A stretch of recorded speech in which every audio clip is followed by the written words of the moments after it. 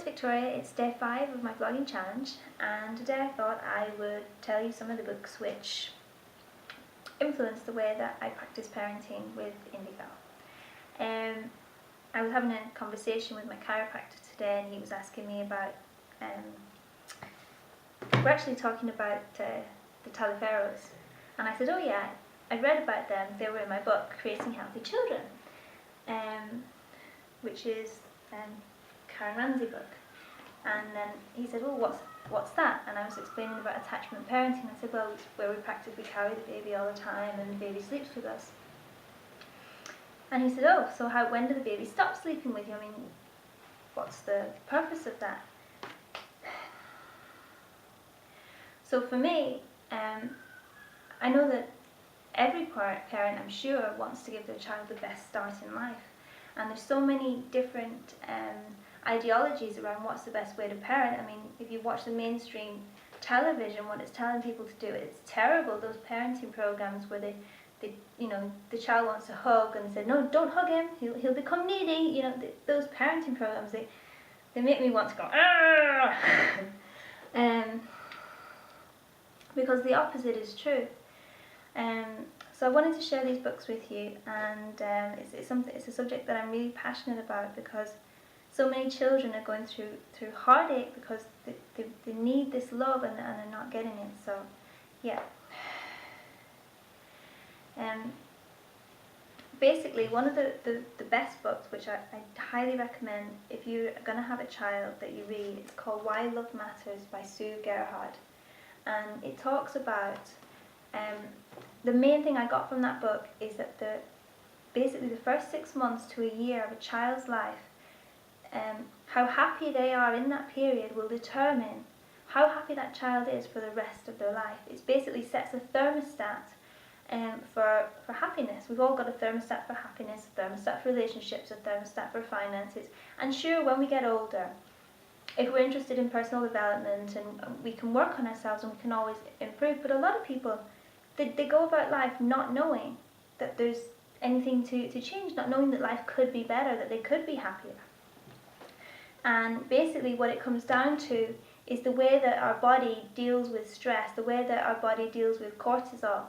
And a child, for example, who is well regulated, so the child cries and immediately, or makes a noise, and immediately the mother picks it up and cuddles it and feeds the child, that feeds her baby, that child becomes well regulated, it's a happy baby. And then as he or she grows up, they learn that, oh, something's wrong, oh, I can do something about it.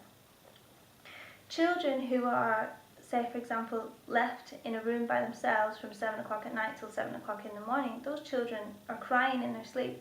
First of all, they've got abandonment issues, they've got cortisol, it's rushing through the brain, and they think nothing can be done. And their whole stress in their system, it really affects their nervous system.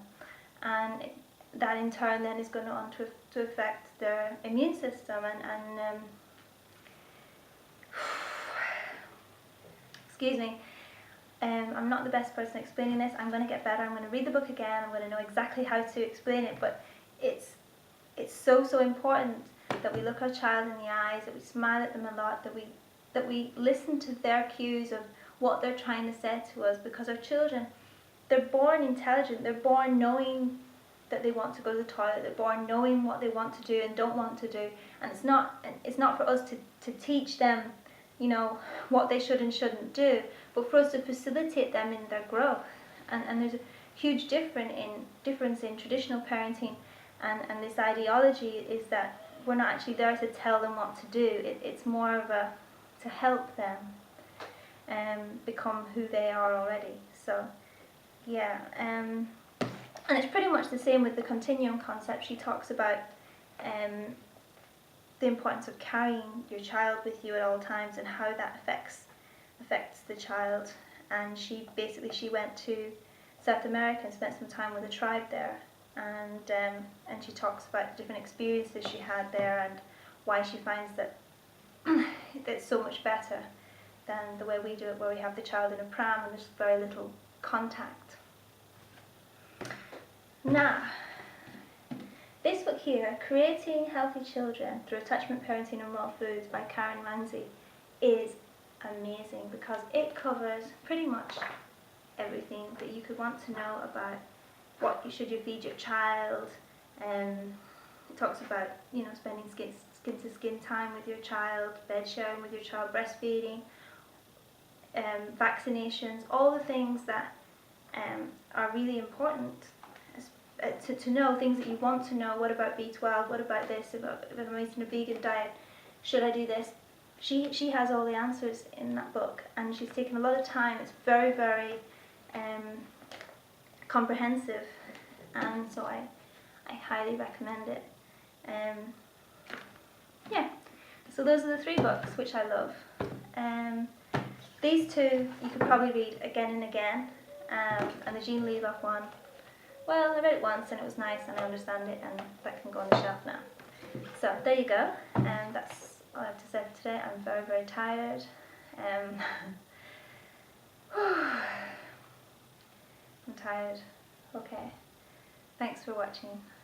Hope you enjoyed this video.